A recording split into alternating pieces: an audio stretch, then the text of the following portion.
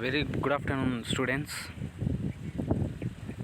So today our topic is phases or stages of project life cycle. So it is very important question. So let us see. We have to discuss about project life cycle. So the project life cycle is consists of 5 stages. So one is project initiation, another one is project planning, third one is project execution, fourth one is project monitoring and control, next fifth one is project closure. So these are the 5 stages involved in various projects. So let us see first one. So before we are going to discuss about the project initiation, so generally in point of view, so our life has a life cycle, that is birth, living and death. So each and every thing on this world, on this earth, has life cycle.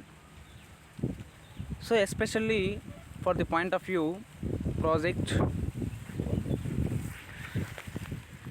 So మనకి ఇక్కడ ప్రతి ఒక్క దానికి జీవిత చక్రం ఉన్నట్టే, ప్రతి ఒక్క దానికి స్టేజెస్ ఉన్నట్టే, ప్రతి ఒక్క దానికి లైఫ్ సైకిల్ ఉన్నట్టే, every work has life cycle. So ప్రతి ఒక్క దానికి ఒక చక్రం అనేది ఉంటుంది. సో బిఫోర్ మనం డిస్కస్ చేసే ముందు ఒకసారి లుక్అవుట్ చేద్దాం. At the start of A project, the amount of planning and work required can seem overwhelming, and also there may be dozens or even hundreds of tasks that need to be completed at just the right sequence. So మనకి ఏ work అయినా చేయాలంటే, ఏ work అయినా, ఏ project అయినా మనం చేయాలంటే the project has starts with as a appropriate proper planning.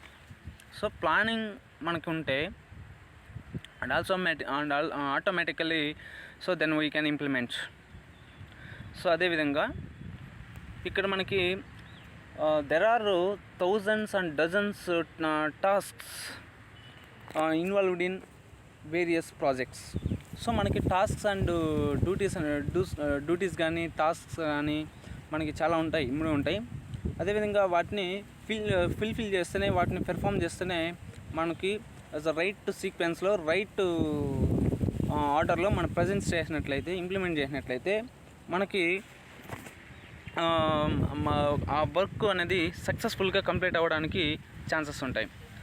అదేవిధంగా seasoned project managers know it is often easier to handle the details of a project and take steps in the right order when you break the project down into phases. So dividing your project management efforts in these 5 phases can help give you effort structure and simplify them onto series of logical manageable steps.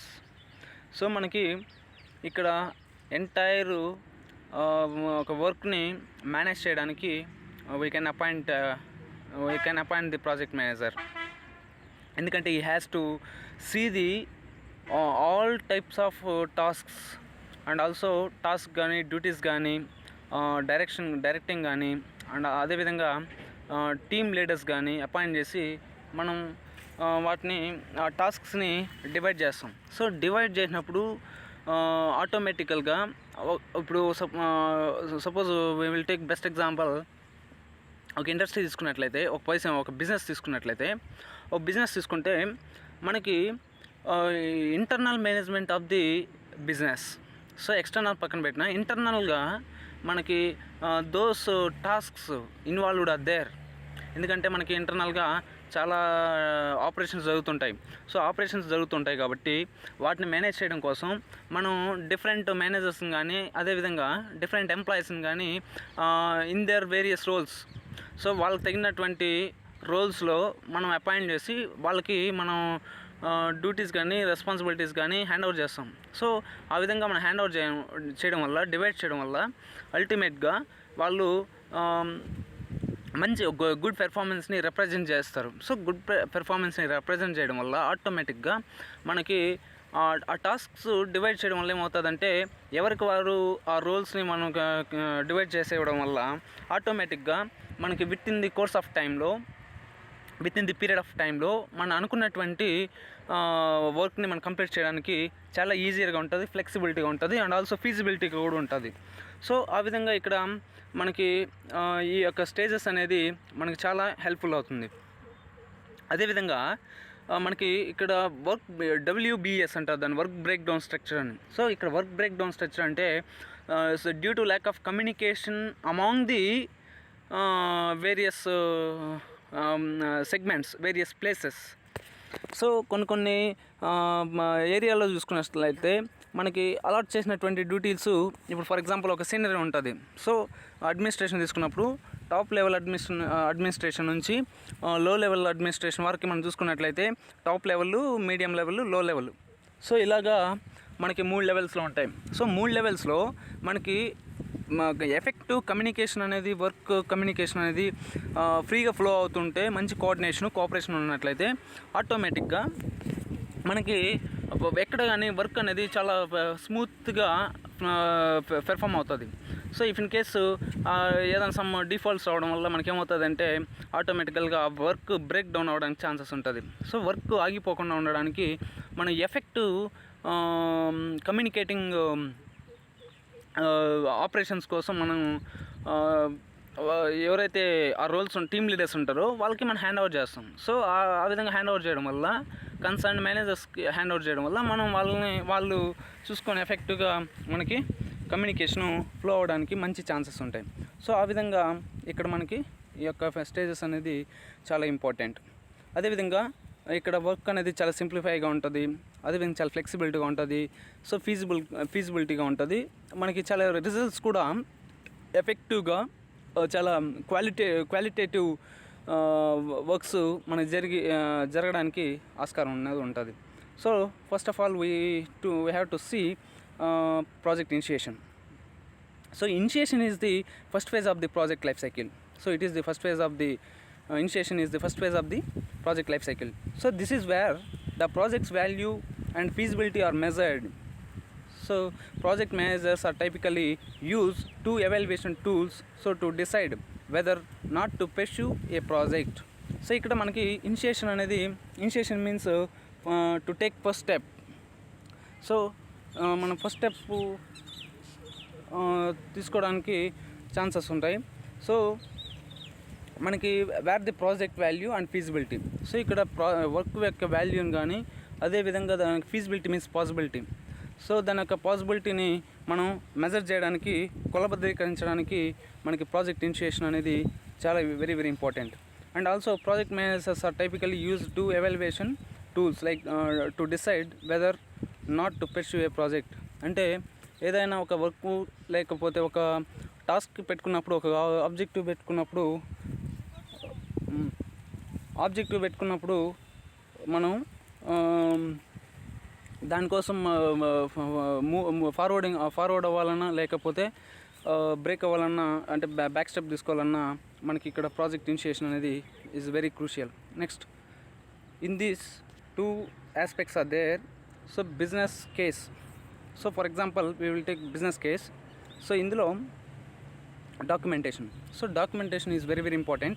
So this document justifies the need for the project, and it includes estimate of potential financial benefits.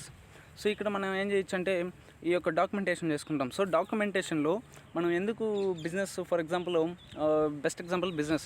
So business ఎందుకు చేయాలి, so దానికి కావాల్సినటువంటి business చేయడానికి need ఏముంది, next దాంట్లో ఉన్నటువంటి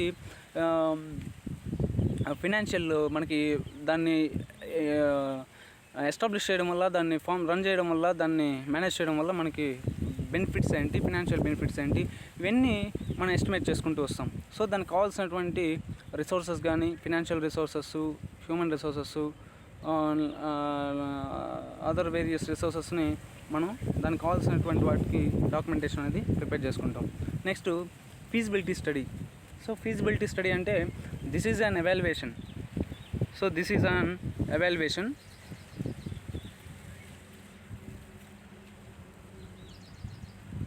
So this is an evaluation of the project's goals, timeline and costs to determine if the project should be executed. So it balances the requirement of the project with the available resources to see if pursuing the project maker sense. So ఇక్కడ మనకి feasibility study means ఆ ప్రాజెక్ట్ అనేది మనం చేయడానికి is it is feasible or not feasible. So మనం చేయడానికి to do whatever work. So to do if the work is feasible to do or not feasible to do. So మనకి అది చేయడానికి సాధ్యం అవుతుందా, సాధ్యం కాదా అనేది వన్స్ మనం ఎవాల్యుయేట్ చేసుకుంటాం. సో ఎవాల్యుయేషన్ మీన్స్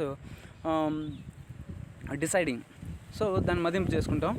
సో ఇక్కడ దీంట్లోనే మనకి ఈ యొక్క ఫీజిబిలిటీ స్టడీలోనే మనకి చాలా ఇంపార్టెంట్.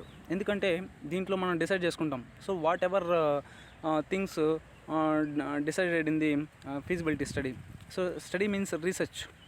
సో ఇందులో ఏం చేస్తామంటే ప్రాజెక్ట్ గోల్స్. సో ఆ వర్క్ ఎందుకు చేయాలి, ఎందుకు మెయిన్ మనకు ఆబ్జెక్టివ్ ఏంటి, గోల్స్ ఏంటి అనేది మనం డిసైడ్ చేసుకుంటాం. అదేవిధంగా time line and cost to determine if the project should be executed. So దానికి మెయిన్గా టైం ఎంత మనకి నేను ఆల్రెడీ చెప్పాను. సో మనకి ప్రాజెక్ట్ ఒక వర్క్ డిసైడ్ చేయాలంటే ద టైం, స్కోప్, కాస్ట్, ఈ మూడు చాలా ఇంపార్టెంట్. సో అదేవిధంగా ఏ వర్క్ చేయాలన్నా మనకి కాస్ట్ అనేది ఎంత అవుతుంది, ఎలా అనేది మనం ఫస్ట్ నిర్ణయించుకున్న తర్వాతనే మనం దాన్ని ఇంప్లిమెంట్ చేయడానికి. So next stage we're going to implement. So implement చేయడానికన్నా, ఎగ్జిక్యూట్ చేయడానికన్నా ఇది మనకు చాలా crucial. So it balances the requirements of the project with available resources to see if pursuing the project maker sense. So ఇక్కడ మనకి ఒకవేళ ఆ project చేయాల్సిన ఆ వర్క్ని మనం స్టార్ట్ చేయాల్సినటువంటి అవసరం, దానికి కావాల్సినటువంటి నీడ్స్ ఏమున్నాయి. సో రిసోర్సెస్ కానీ, ఫినాన్షియల్ రిసోర్సెస్ కానీ, అదేవిధంగా హ్యూమన్ రిసోర్సెస్ కానీ, రా మెటీరియల్స్ కానీ, ఏదైనా కానీ మనకు కావాల్సినటువంటి ఉన్నటువంటి అవైలబుల్ రిసోర్సెస్తో మనం చేయడానికి చాలా ఎఫెక్టివ్గా మనం దాన్ని ప్లాన్ చేసుకుంటాం. సో దాన్ని క్రియేట్ చేసుకుంటాం. So next project planning. So project planning is very very important. So before, as the planning is nothing but we think about the work well in advance. So ఏదైతే మనం before we can do anything, so we think in well in advance. So ముందుగా మనం ఏదైతే చేయాలనుకుంటున్నామో so దాన్ని ముందుగా నిర్ణయించుకొని, ముందుగా decide చేసుకోవడానికి ఇక్కడ మనం ప్లానింగ్ అని చెప్పొచ్చు. So once the project receives the green light, అంటే మనం ఏదైనా ఒక వర్క్ చేయడానికి మనకి మామూలుగా గ్రీన్ లైట్ అంటే మనకు తెలిసింది, అంటే స్టార్ట్ చేయడానికి యాక్సెప్ట్ చేసినట్టు. So once the project receives the green light, it needs a solid plan. So దీనికి ఒక వర్క్ చేయాలంటే before the plan is very very important. So ఆ ప్లాన్ అనేది ఎందుకంటే టు ఎగ్జిక్యూట్ చేయాలన్నా, లేకపోతే టు ఇంప్లిమెంట్ చేయాలన్నా, లేకపోతే దాన్ని గైడ్ చేయాలన్నా, the planning is base. So కాబట్టి to guide the team, so as well as keep them on time, on budget. So అదేవిధంగా ప్లాన్ మనం ఇక్కడ ఒక ప్రాజెక్ట్ ప్లానింగ్ అనేది మనం చేసుకోవాలంటే చేసుకున్నాక మనం ఏం చేయాలి. సో టీమ్ లీడర్స్ కానీ, మనతో ఉన్నటువంటి ఆ టీమ్ ఇస్ లైక్ ఎంప్లాయీస్ ఎవరైనా కావచ్చు. సో ఎంటైర్ ఇక టీం ఉన్నప్పుడు, ఆ ప్రాజెక్ట్ టీం ఉన్నప్పుడు వాళ్ళు గైడ్ చేస్తాం. సో అదేవిధంగా యాజ్ వెల్ యాజ్ అంటే how to go, when to go, back to go, ఎలా చేయాలి, ఏ విధంగా చేయాలి దాన్ని అనేసి మనం గైడ్ చేస్తుంటాం. As well as keep them on time, on budget. So అదేవిధంగా మనం ప్లానింగ్ ఉన్నప్పుడు మన దగ్గర బడ్జెట్ని అంటే టైంని డిసైడ్ చేసుకోవడానికి, బడ్జెట్ని డిసైడ్ చేసుకోవడానికి మనకి చాలా మంచి పరిణామం. నెక్స్ట్ అదేవిధంగా ఏ well written project plan as it gives guidance for obtaining resources, acquiring financing and procuring required materials. So మనకి ఏదైతే ఒక మంచి రిటర్న్ ప్లానింగ్ ఉండడం వల్ల, ఒక ఎఫెక్టివ్ ప్లాన్ ఉండడం వల్ల, ప్రాజెక్ట్ ప్లాన్ ఉండడం వల్ల it gives a guidance for obtaining resources. So మనం వనరులని ఎలా గ్యాదర్ చేయాలి, how to procure the resources like various resources like financial or human resources or technological resources whatever, and acquiring finance. So ఫైనాన్స్ని మనం ఎలా gather చేసుకోవాలి? So finance అంటే మనకి financial we will get the finance from loans, banks and financial institutions or friends, relatives or etcetera. So మనం ఏ విధంగా దాన్ని ఎక్కడి నుంచి మనం ఫైనాన్స్ అనేది గ్యాదర్ చేసుకోవాలి. And also procuring required materials. So required materials అంటే మనకి ఒక వర్క్ని కానీ ఆ ఒక ప్రాజెక్ట్ని కానీ మనం స్టార్ట్ చేయాలని అంటే దానికి కావాల్సినటువంటి అప్రోప్రియేట్ రిక్వైర్మెంట్స్ అన్నిటిని మనం సేకరించుకోవాలి. So the project plan gives the team so direction for producing quality outputs. So ఇక్కడ ఒక మంచి గుడ్ ప్రాజెక్ట్ ప్లాన్ అనేది మనకి స్ట్రాటజిక్ గుడ్ ప్రాజెక్ట్ ప్లాన్ ఉన్నప్పుడు ఏమాత్రం మనకి టీమ్కి డైరెక్ట్ చేస్తుందంటే, so to produce the quality and qualitative of outputs like products or services. So మనకి మంచి వస్తువులు అదేవిధంగా మంచి ప్రోడక్ట్స్ కానీ, నాణ్యమైన క్వాలిటేటివ్ ప్రోడక్ట్స్ కానీ, క్వాలిటేటివ్ సర్వీసెస్ కానీ మనం బెటర్ను స్ట్రెంథన్ చేసి అవి మన కన్జ్యూమర్కి అందించడానికి ఒక మంచి యూస్ఫుల్గా మనకు ఆ ప్లాన్ ఉపయోగపడుతుంది. నెక్స్ట్ అదేవిధంగా handling the risk is creating acceptance, communication benefits to the stake holders and managing supplies. So ఇక్కడ మనకి అదేవిధంగా హ్యాండ్లింగ్ రిస్క్. సో రిస్క్ అనేది మనం హ్యాండ్లింగ్ చేయడానికి కానీ, రిస్క్ అనేది కంట్రోల్ చేసుకోవడానికి కానీ, తగ్గించుకోవడానికి కానీ, మనకి ఎప్పుడు కానీ రిస్క్ అనేది కంట్రోల్ చేసుకోగలుగుతాం, తగ్గించుకుంటాం తప్ప దాని నుంచి no one can escape from the risk at any work, at any project. అదేవిధంగా క్రియేటింగ్ యాక్సెప్టెన్సీ. సో మనకి ఇన్నోవేటివ్ క్రియేషన్ కానీ ఇవి మనకి వాటిని యాక్సెప్ట్ చేయడానికి కూడా చాలా మంచి ఇది ఉంటుంది. నెక్స్ట్ అదేవిధంగా communicating benefits. So communicating benefits అనేవి ఇక్కడ the communication between team leaders to employees. So among the communication will be passed on among the project team and also benefits to stakeholders. So ఇక stake holders అంటే customers కావచ్చు, next అదే society కావచ్చు, లేకపోతే banks కావచ్చు, financial institutions కావచ్చు, అదేవిధంగా suppliers కావచ్చు, మార్కెట్ ఇంటర్మీడియట్స్ కావచ్చు, గవర్నమెంట్ కావచ్చు. So these are the stake holders.